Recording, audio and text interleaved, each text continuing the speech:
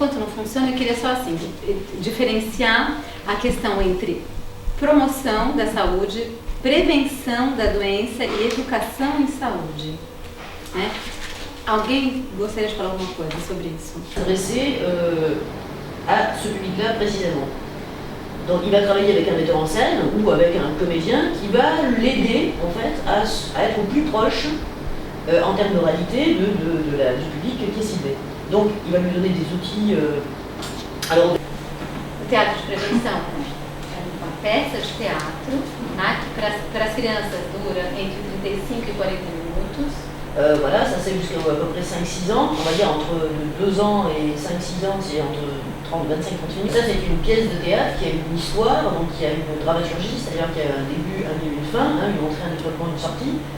Donc, et qui va d'un côté exagérer, ou en tout cas grossir les actes au travers d'un personnage qui va faire ce qu'il ne faut pas faire. L'avantage c'est que là le message n'est pas direct, c'est l'avantage d'avoir 2 personnages, ou 3, c'est que le message est indirect, c'est-à-dire que le public qui est en train de regarder en fait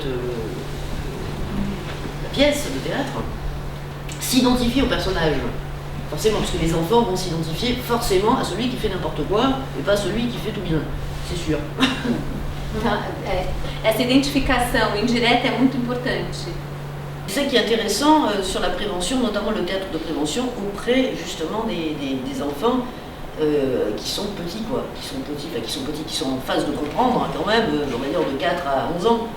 C'est vraiment une tranche d'âge qui est très très importante pour passer justement des messages.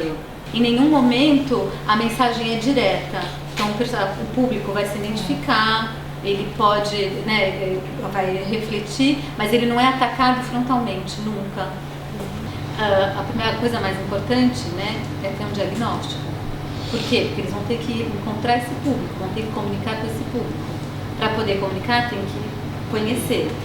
Et du coup, le fait que ce ne soit plus les médecins qui parlent directement de la problématique, mais des détenus qui, eux, se sont emparés du sujet par le biais des improvisations, des ateliers de parole, etc., sont eux-mêmes, finalement, les médiateurs de la communication de ces problématiques.